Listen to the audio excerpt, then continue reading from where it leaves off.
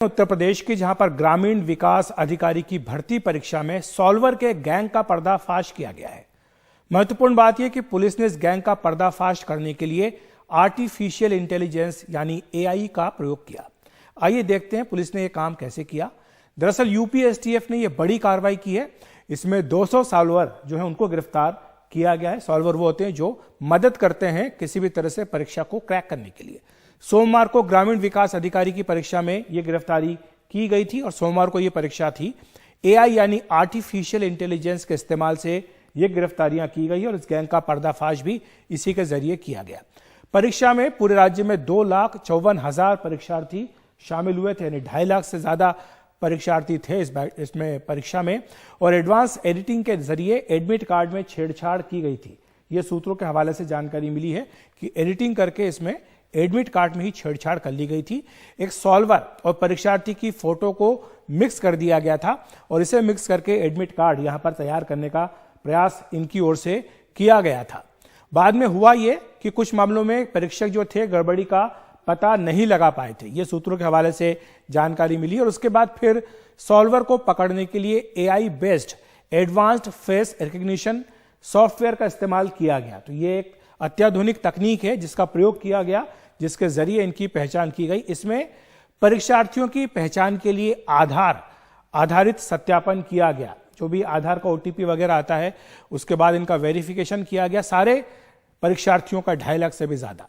और फिर एआई के जरिए एडमिट कार्ड के साथ रियल टाइम आधार पर सत्यापन किया गया और उसके बाद परीक्षा के दौरान या उसके तुरंत बाद सॉल्वर को पकड़ने का लक्ष्य था। इसमें काफी हद तक पुलिस को कामयाबी भी मिली है।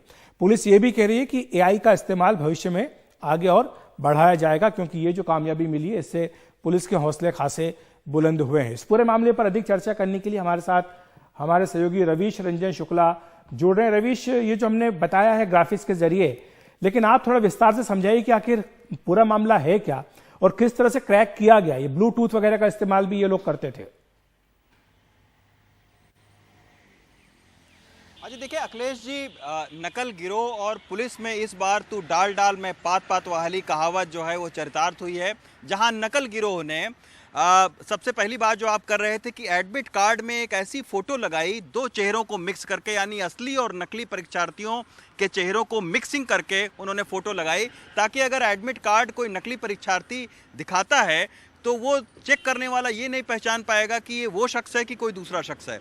जब वो अंदर चले गए तो इसके बाद में इस बार यूपी एसएसबी और उत्तर प्रदेश की पुलिस ने एआई के जरिए जो आई स्कैनर होते हैं उसको भी परीक्षा केंद्रों में लगाया हुआ था।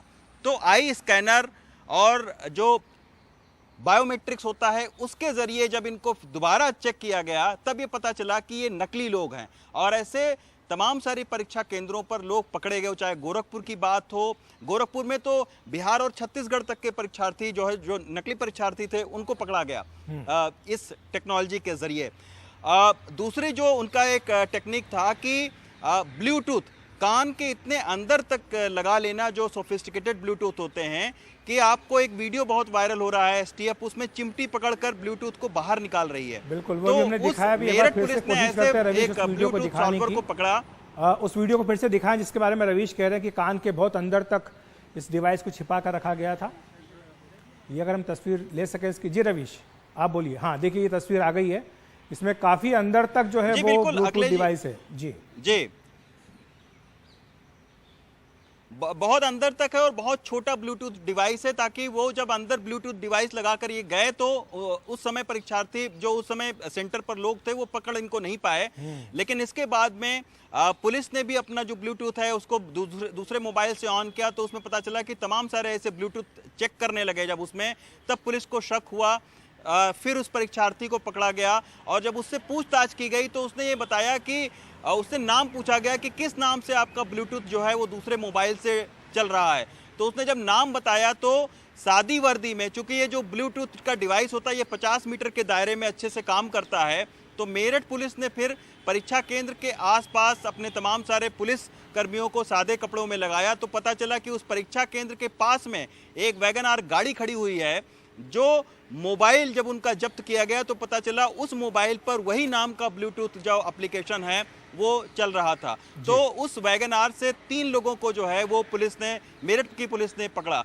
तो ऐसे तमाम सारे आर्टिफिशियल इंटेलिजेंस का इस बार पहली बार इतने बड़े पैमाने पर उपयोग किया गया और यही वजह रही कि तमाम सारे नकलची, आप जैसा बता रहे हैं कि 200 लोग अभी तक इसमें पकड़े गए हैं। अभी भी एसटीएफ की जांच चल रही है कि इनको किन लोगों ने मदद की, इन लोगों को किन लोगों ने ये डिवाइस प्रोवाइड किया। एक शख्स तो नोएडा से पकड़ा गया है जो कि बाकायदा डिजिटल एक लेबोरेटरी चला रहा है।